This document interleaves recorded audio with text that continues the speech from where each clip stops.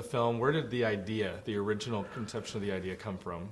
I think just basically, I always harboured a dirty secret, and that was that I wanted to dance. I wanted to be a dancer, especially coming off the back of the lovely things that I'd done with Edgar and Simon. And, you know, I kind of play a stoned idiot really easy for some reason. I really thought it was important for me to do something which was completely different, which terrified the life out of me. You know, I think it's important it's so rare that, I really elongated the word rare then, and it just made me laugh. It's so rare that humans, adult humans, do things that frighten them. Because we don't need to, you know. And I think it's good to be frightened.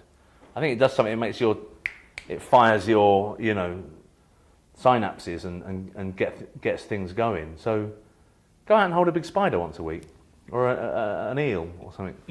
How big of a part did you have in putting the cast together? Did you write with people in mind? What was that process like for you? Yeah, well, you know, we don't really we have a wish list with one person in each role.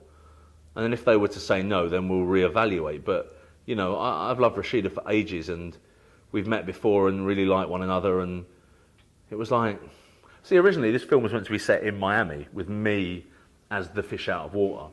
But when we realised that the budget wasn't what I perhaps thought it should be, we then set it in London with Rashida being the fish out of water, you know. So she was it. We had a meeting at lunchtime, and that became afternoon drinks, became dinner, and you just think, yeah, let's do it. You know, we have a connection as people, and so it means that the chemistry that the audience will see on screen in terms of me being able to get someone like Rashida is in itself believable, because we have a chemistry, and it makes that work on screen, you know. So Chris O'Dowd, I worked with Chris on Pirate Radio, and we've been really good friends for years after doing that film, and he seemed perfect, you know. And in terms of the physicality of comedy, a thin tall man and a short big man is funny. It's inherently funny, or any mixture of those two, you know. So that kind of worked as a partnership. And then someone like Ian McShane, I worked with Ian on Snow White, and he was a mensch, you know. I really liked him, and we got on, and, you know, a lot of people know him here for Deadwood, you know, but he's known in Britain. He's like a legend in Britain for this thing called Lovejoy, which is essentially an antiques dealer who's also a detective. It ran for like 15 years. It was absolutely enormous, you know. And I think the thing about Ian McShane,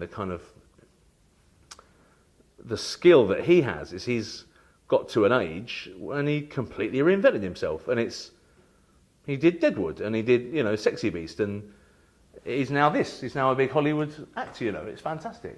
And he does Cuban Fury. And he does Cuban Fury. Having written the script, you've done several movies that you haven't actually written. Do you feel like you had more freedom to improv and to kind of create on the fly compared to other films? Well, let me say, I mean, I had the original idea for this film, and I kind of wrote how I imagined it to go, and a kind of list of characters. And then we found a beautiful man called John Brown, who's a fantastic writer, and John essentially wrote the script. So I don't want to steal anything away from John, but I did write 80% of the script. I didn't. So in terms of that, it takes ages to write a script, you know. Me and Simon found when we did Paul that you essentially can't do any acting for 2 years because you're writing a film for 2 years. So, you know, I kind of like that idea of having an idea and farming it out to someone you really like and trust. And then, you know, in terms of the improvisation, this film was a lot different to Sean and Hot Fuzz and World's End, in terms of you have this cast and they're all great improvisers, and, you know, we still honoured that script that hours and hours and hours of time went into. But then once you have that, then you have the freedom to muck about and play with it. And then once you get to the edit and you have the script plus this other little specials board, you know, essentially, hopefully you can get a good meal out of it. I'm most excited to see outtakes from this film because I've so much stuff. But what was the environment like on set? Was this just a fun experience? It was split into two. Any day, I mean, there was out of a 10-week shoot, I think 4 and a bit weeks were just dancing. And that wasn't fun. That was business from the minute you got there to when you wrapped. It was just work, you know. And then when we weren't doing that, which was 60% of the time, we just mucked about. You know, it was just having a laugh. You're doing that thing that...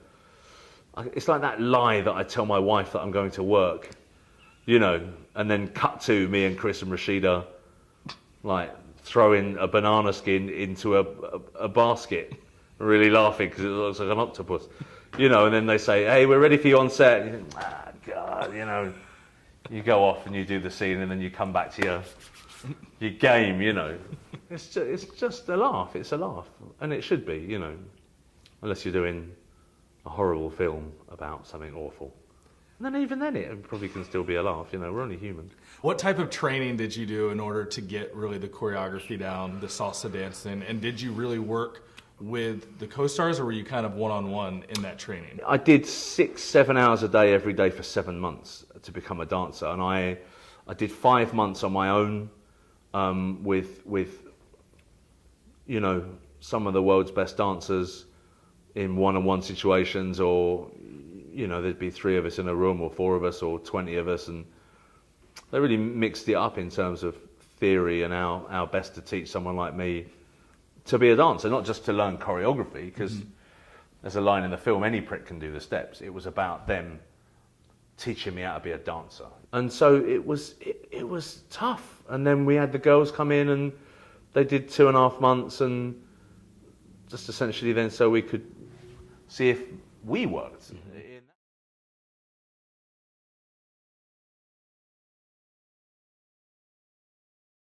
So we're in Austin. Are you going to go down to 6th Street tonight and kind of challenge some guys on the dance floor to win over some ladies? No, I think I'm going to go and eat a lovely enchilada somewhere. We don't get Mexican food in Britain, or if we do, it's horrible. I worked in a Mexican restaurant for years, so fortunately I've got some crazy kung fu when it comes to cooking Mexican food, but it's not like being fed good Mexican food. So I have a shirt with poppers on, and when I come here, I take 1 popper off for each margarita I drink. So I'm hoping by the time I leave that restaurant later on, that shirt will be off. Good luck. Thank you very much.